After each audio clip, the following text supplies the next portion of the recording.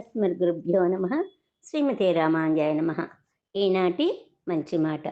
మీరు అదృష్టవంతుడివో అదృష్టవంతురాలివో తెలుసా?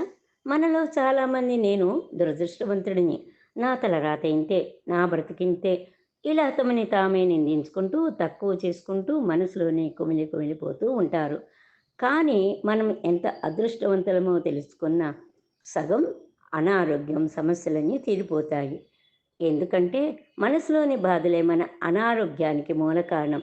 మరి అదేమిటో ఒకసారి పరిశీలిద్దామా?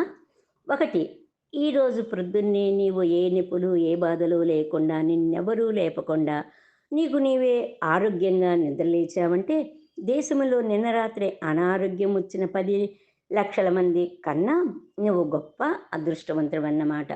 2, నువ్వు ఇంతవరకు ఏ యుద్ధములో రక్తపాతం కానీ, జైల్లో ఒంటరితనాన్ని కానీ, కరువు సమయంలో శరణార్థి శిబిరాన్ని కానీ చూడలేదంటే ప్రపంచంలో 200 కోట్ల మంది అనాథుల కంటే నీవే గొప్ప అదృష్టవంతుడవన్నమాట. 3, నువ్వు ఈరోజు ఏ భయము లేకుండా, ఏ ఆయుధము లేకుండా, నీ చుట్టూ 10 మంది అనుచరులు లేకుండా నీవు హాయిగా బయట తిరిగావంటే 300 కోట్ల మంది నివసించే దేశాలలో నువ్వు లేవన్నమాట. 4, ఈరోజు నువ్వు కడుపు నిండా తిని, ఒంటి నిండా బట్ట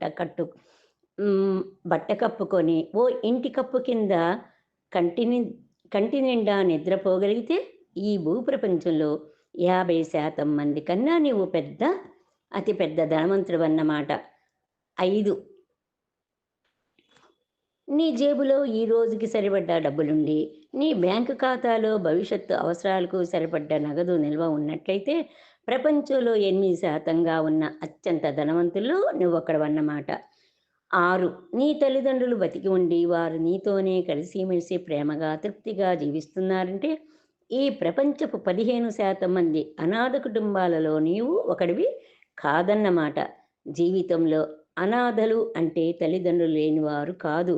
ఉన్న తల్లిదండ్రులను తృప్తిగా చూసుకోలేనివాడు అసలైన అనాథలు.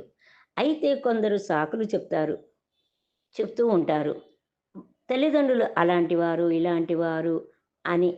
కానీ నువ్వు అలాంటి వాడివే కాకూడదు కదా.